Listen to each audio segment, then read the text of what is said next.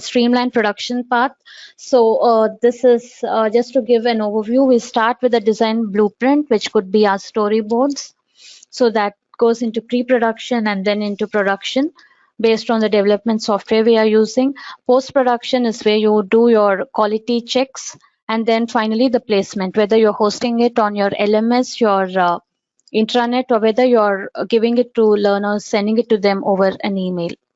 And here, so it's important to have and follow production checklist, because no matter how conversant we are, sometimes things do slip through the cracks. Then, because microlearning, the whole aim is to get the asset out to learners as quickly as possible.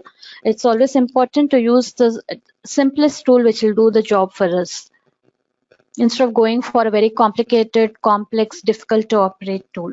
And just because it's small, it doesn't mean that it doesn't need a pilot test. Please do have a pilot test, and don't skip reviews. And finally, in all these phases, we need approvals from the stakeholders.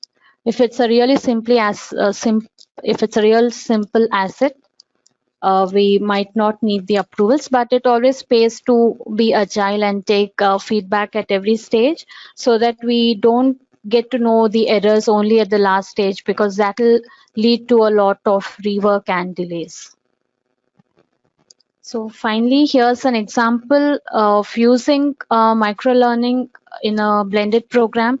This was what we did for one of our customers. It was product training for the sales and service customers.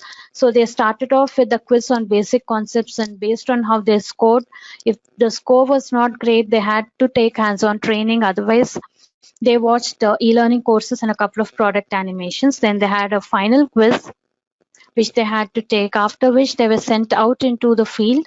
And here again, they had help support in the form of animations, videos, and again, mobile apps, of course, coaching. And the mobile app offered them interactive PDFs, videos, quizzes, and games.